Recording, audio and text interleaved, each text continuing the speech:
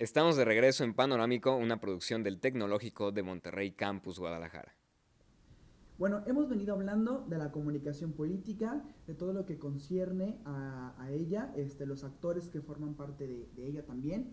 Y queremos preguntar aquí a nuestra experta, la doctora Sara, que qué bueno que sigue con nosotros, ¿la comunicación política puede generar empleo o es decir, es una fuente de empleo? Sí, claro, por supuesto. Es decir, la comunicación política, además de que los políticos tienen que saber de comunicación política y los políticos viven de la política, pero todo lo que hay detrás, hay todo un grupo de asesores, hay todo un grupo de gente que tiene que trabajar por y para la comunicación política. Entonces sí, es una fuente de empleo como puede ser el periodismo, como puede ser la televisión, como puede ser la radio o cualquier otro medio de comunicación. Claro. Aquí ahorita que mencionan los medios y la comunicación política, que este juego que se está dando del político que tiene que salir en la tele, porque el político que no sale en la tele no es conocido, ¿qué tan cierto es eso aquí, por ejemplo aquí en México?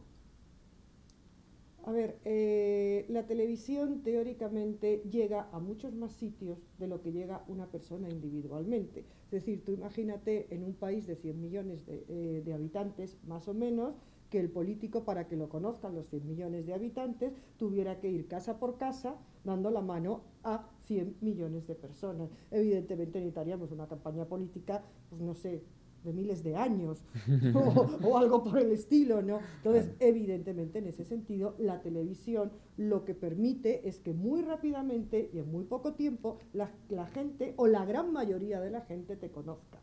También hay otra cosa, hay países, creo que México es uno de ellos, que la televisión no llega exactamente a todo el territorio nacional.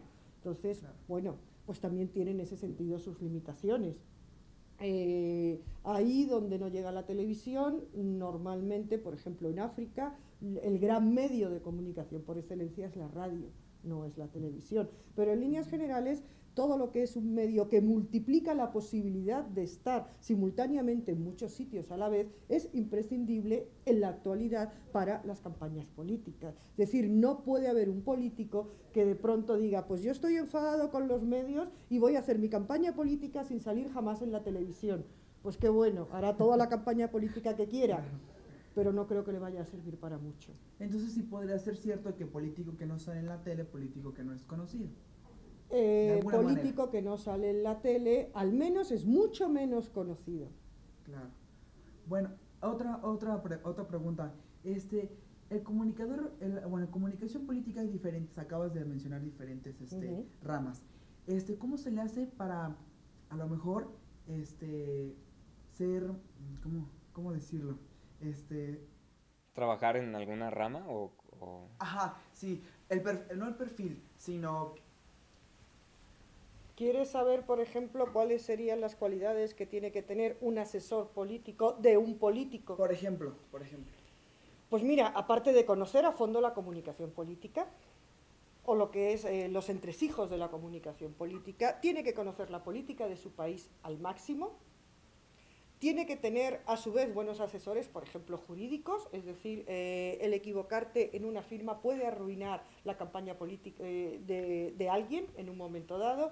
Aparte tiene que tener una gran intuición, tiene que saber qué es lo que puede pasar, es decir, avecinar las posibilidades de futuro inmediato y a medio plazo, y tiene que conocer perfectamente a su político. O sea, es imprescindible, tiene que tener psicología, tiene que tener unas dosis, además de caparazón de tortuga, muy importantes, porque va a recibir bofetadas por todas partes, y además hay una cosa muy importante, un asesor... ¿Qué te parece si nos vamos a un sondeo y ahorita continuamos con el tema? Para nos peguen también a nosotros. Para esa cosa muy importante que tenemos que decir sobre los asesores políticos, vamos entonces a un sondeo y en un momento más regresamos. Comunicación política, me imagino que es el medio de comunicarse a los políticos, que no tengo ni idea. Pues no sé, no tengo idea. La comunicación entre los políticos. Es la comunicación que se da entre las personas de manera democrática, por así decirlo. Para poder expresarnos, ¿no? pues te sirve para hacer lineamientos y que toda la población esté en conjunto para llegar a acuerdos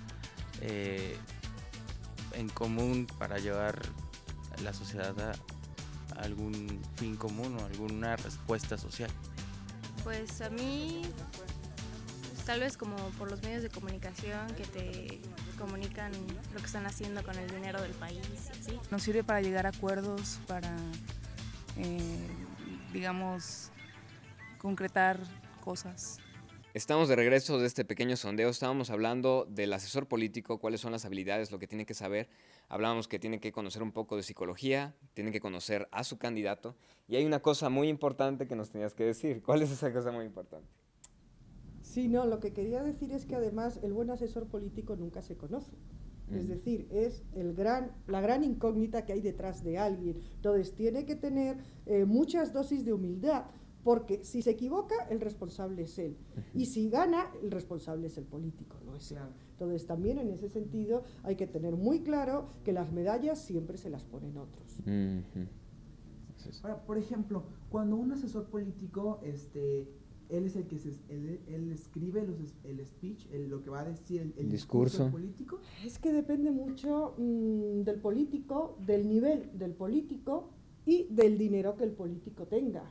Es decir, tú puedes tener un equipo de campaña de 5 personas y tú puedes tener un equipo de campaña de 500. Evidentemente, Barack Obama no tiene el mismo equipo detrás, o Hillary Clinton, me da igual que el que pueda tener el alcalde del ayuntamiento de, no sé, de Tepa. Pues, quiero decir, depende mucho. Como menos gente sea, todo el mundo tiene que hacer de todo. Como más gente haya, más especializaciones hay y cada uno tiene su parcela. Entonces depende básicamente del presupuesto. Lo que yo siempre digo es que si no hay presupuesto suficiente para hacer lo que tienes que hacer, no dejes que te contraten porque vas a fracasar siempre. Oye, algunos analistas políticos platican sobre metáforas políticas. ¿A qué se refieren con esto de las metáforas políticas? ¿Tiene que ver con la comunicación política, me refiero? Tiene que ver con la comunicación política, pero básicamente las metáforas políticas son, dentro de lo que es la ciencia política, todo aquello que tiene una gran carga ideológica y que tiene un significado detrás de lo que estás diciendo. Okay. Pero que realmente hay algunas que son de uso tan común que ya nadie piensa que son metáforas políticas. Si yo te pregunto qué es la derecha, ¿qué me dices? ¿Yo qué te diría? Sí, claro. Pues una situación conservadora, situación... Sí, bueno, sí, efectivamente, pero realmente la derecha no significa nada de eso, es el significado que le hemos querido dar. Okay. Por lo tanto, eso es una metáfora política, porque la derecha es lo que está opuesto a la izquierda. Claro.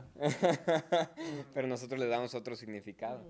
Interesante. Y en este caso, ¿se utiliza un lenguaje político? Hay un lenguaje político, hay claves políticas y además ahí sí, cada estado tiene sus propios lenguajes políticos y tiene sus propias claves políticas que hay que saber manejarlas y conocerlas. Yo cuando llegué a este país me perdía. De plano. De plano. Muy bien, amigos, vamos a una pequeña pausa, no se despeguen y volvemos aquí a Panorama.